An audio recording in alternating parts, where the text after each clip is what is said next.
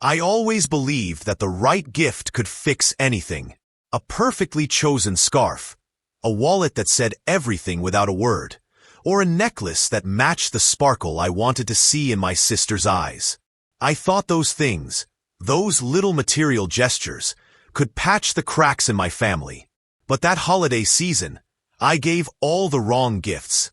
The ones I intended for my family ended up in the hands of strangers, and what I learned in the process changed everything I thought I knew about love, family, and what it really means to give. I spent weeks carefully choosing presents for everyone. For Dad, I picked out a sleek leather wallet, something practical but personal. For Mom, I found a delicate scarf, something soft and warm, just like I wished she would be with me. And for Lily, a custom-made necklace, something that matched her free-spirited nature. I imagined their faces when they'd open the gifts, surprised, happy, grateful. For a brief moment, it was like I could feel the family I'd been hoping for. One where we connected, where the old wounds weren't so sharp anymore. But the universe, it seems, had other plans for me.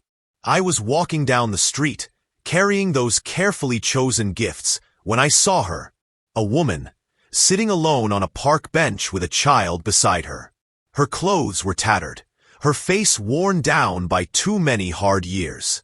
The child, no older than 4 or 5, was shivering, wrapped in a jacket that was too big for them. They both looked so small, so lost in a world that had been unkind. I didn't know why I stopped. I had places to be, a dinner to attend, presents to give. But something about her, about them, stopped me in my tracks. It was like the world slowed down and I was frozen, caught in this moment that felt strangely familiar, even though I didn't know these people. Her eyes met mine, and for a split second, there was this unspoken understanding. She didn't ask for help directly, but there was something in the way she looked at me, like she was waiting for someone to see her, waiting for someone to care. I walked toward her before I even realized I was moving. "Can I help you?" My voice came out softer than I expected. She looked up, her eyes filled with a mix of gratitude and hesitation. "Can you spare anything?" she asked, her voice fragile. My heart clenched.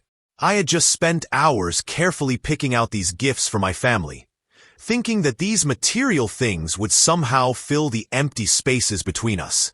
But looking at this woman, sitting there with her child, I suddenly felt ashamed. What was the point of these things, if they didn't really mean anything?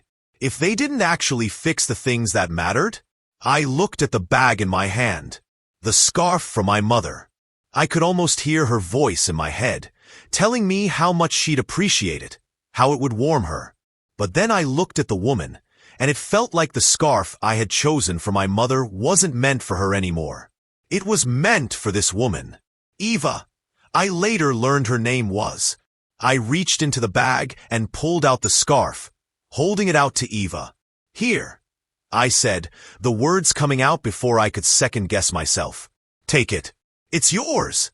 She hesitated for a moment, and then, as if understanding that I wasn't asking, she took the scarf, her eyes welling up.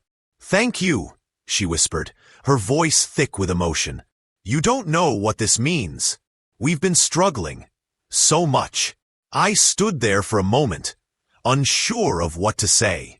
Eva and Tommy, her child, seemed so grateful, and yet I couldn't shake the feeling that I was the one who had just received something. A lesson, maybe, a glimpse into the reality of what it meant to give, to show compassion without expecting anything in return. I left them there, but something inside me felt different. The weight of the gifts in my hands felt lighter, almost insignificant compared to the look on Eva's face. I couldn't stop thinking about it. I had bought all these gifts for my family, and yet somehow, they seemed so small. They felt like a distraction from something deeper. The emptiness in my family was never going to be fixed with a scarf or a wallet. It had to come from something more real, something more vulnerable. The days after that encounter were a blur. I tried to focus on the upcoming family dinner, tried to convince myself that the gifts I had chosen were enough, that they would somehow fix things. But deep down, I knew I was lying to myself. It wasn't about the gifts. It wasn't about the surface-level gestures. It was about something far more difficult, facing the truth. And then, as if the universe was pushing me, I found the letter. It wasn't mine, but it was addressed to my father. The letter was old, crumpled, and yellowed with age. I didn't mean to read it, but I couldn't stop myself. The words leapt off the page, each sentence like a revelation that sliced through everything I thought I knew about my family. I know what you did. You betrayed us. You betrayed your family. But it's worse than you think. I've seen how your guilt eats away at you, and I see how it is consuming your children. You must tell them the truth. Tell them what happened between you and her, before it's too late. The her was my mother, and the betrayal, the affair, the thing that had destroyed the foundation of our family, it was all in that letter. It had never been spoken of before. Not in front of me. Not to Lily. But somehow, it had always been there, like a shadow that loomed over us without ever being named. I don't know how long I sat there, the letter crumpled in my hands, the weight of it too heavy for me to comprehend. For years, I had thought that the distance between us was just something natural, something we had all simply accepted. But this secret, was the reason we had been so far apart. I couldn't just sit there and pretend anymore. I had to confront my father. I had to ask him about this, no matter how uncomfortable it would be. The family dinner came and went. The gifts sat there, unwrapped. I could feel the tension in the air, and I knew it was time to ask. Dad. I started, my voice trembling with the weight of everything I had just discovered. There's something I need to know. Something I found out. Something about you and Mom. Why didn't you tell us? Why didn't you say anything about what happened? For a moment, my father said nothing. Then, in the quietest voice I'd ever heard from him, he spoke. I was trying to protect you. I thought I could shield you from the truth, from the pain of it all. But I was wrong. I should have told you. My mother looked at him, her eyes filled with both sorrow and understanding. She had always known. She had always carried the weight of that secret too. I was scared, she said softly. Scared that if we faced it, we'd fall apart. But we did fall apart, didn't we? And now it's too late to ignore it. I felt a lump form in my throat. The pain, the anger, the hurt. It was all there. But it wasn't just about the affair anymore. It was about the years of silence. The years of pretending we were fine when we weren't. After the confrontation, things weren't magically fixed. There were more awkward silences, more uncomfortable moments. But something had changed.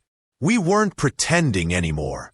The truth was out in the open, and for the first time in a long while, I felt like we could start to heal. In the weeks that followed, I couldn't help but think about Eva and Tommy. That simple act of giving, the scarf, had meant more than anything I had bought for my family. It had taught me something that I'd never fully understood before. Sometimes the most important gifts are the ones you give not because you're expected to, but because someone truly needs them. Maybe I hadn't healed my family with the gifts I bought, but I had begun to understand what we all needed to heal. The truth, the willingness to face our past, and the courage to be honest, even when it's the hardest thing to do. If you want to hear more stories, make sure to subscribe to the channel.